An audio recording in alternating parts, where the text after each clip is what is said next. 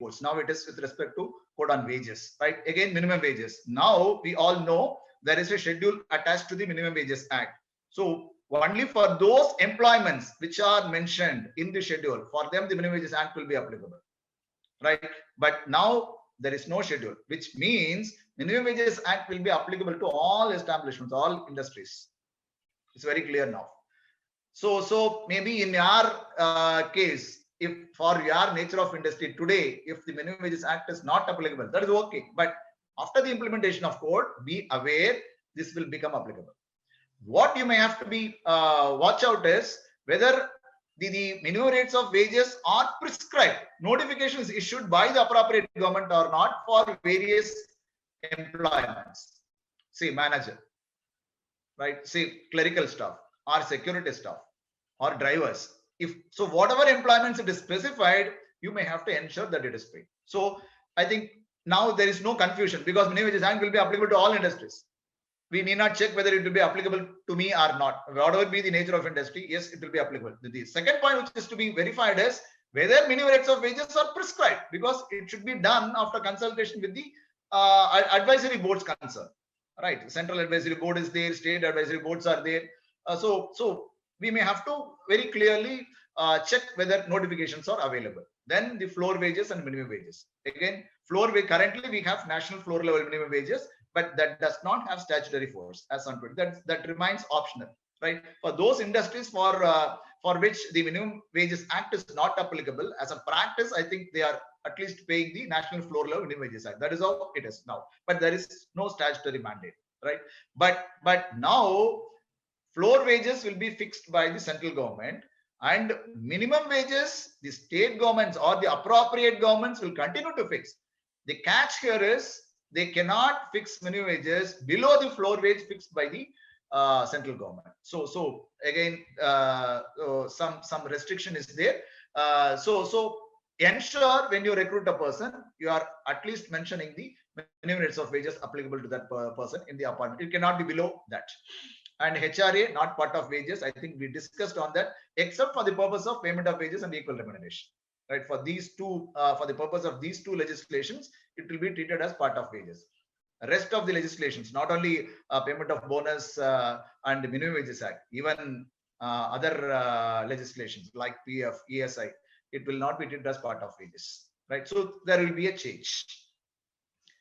Move on. So now with respect to payment of wages, I think we discussed on this particular point. Now, as per the Payment of Wages Act, those who are drawing more than 24,000, they are excluded. So you need not count these persons, say for preparation of return prescribed under the Payment of Wages Act. But once the code is implemented, you may have to include, because there is no ceiling now. Even if a person is drawing, say, more than 1 lakh, he will also be treated as employee for the purpose of payment of wages specifically. So you may have to take that person also into account. You may have to count that person also. So that is how the transactional change can happen. For this particular change in the rule or law, the transactional change, yes, you may have to include that person. Gratuity is not considered as part of wages, right? Even today, that is the position. But there is one judgment by Madras High Court in Madras Fertilizers case holding the gratuity as wages, right? But now very clearly it is excluded from the definition of the term wages. So I think this will actually nullify, since the law has changed, this will nullify the definition, ruling given by the Madras High Court under Madras Fertilizers case. And yes, in case of separation, the wage settlement, I think earlier I used to say full and final. I think it is a mistake on my part. It is not full and final settlement. It is wages settlement alone, right? So yes, it is to be settled within 2 days after the actual date of termination, right? But that did not include resignation earlier. Other types of separation, yes, it is to be settled within 2 days. But now, through the courts, in resignation cases also, the settlement, wage settlement, right? Gratuity, you can take 30 days because it is governed by special part, which is the payment of gratuity part under Code on Social Security. So you can take 30 days from the actual date of relieving of that particular person from the services, right? But wages. So whatever components which can fall under the definition of the wages, whatever is pending, those payments ought to be made within 2 days after the actual date of relieving of that person. So that is how it is to be seen. Then monthly wages shall be paid within 7 days after the month. I think we discussed on this also. Now there is an option. If there are, please bear with me.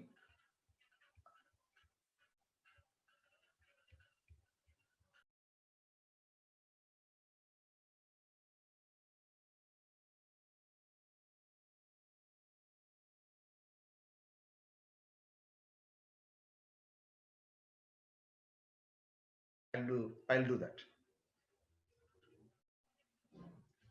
I'm sorry, I think there is some bandwidth problem. So I'm switching off my video.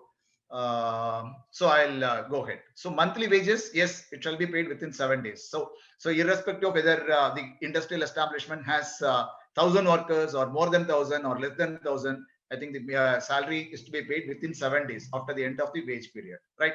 So again, if you have the practice of paying it before 10th day currently, then again you may have to slightly change your process so that the payments are made within 7 days instead of 10 days. And you may have to ensure that the total deduction from the salary of the individual employees, it cannot go beyond 50%. So again, same thing. If the salary of a person is 15,000, the maximum deduction can be only 7,500. It cannot be more than that. So if something extra amount is to be deducted, I think you have to keep it for the next wage period, right? So for in a particular wage period, the total deduction cannot go beyond 50% of the monthly gross salary.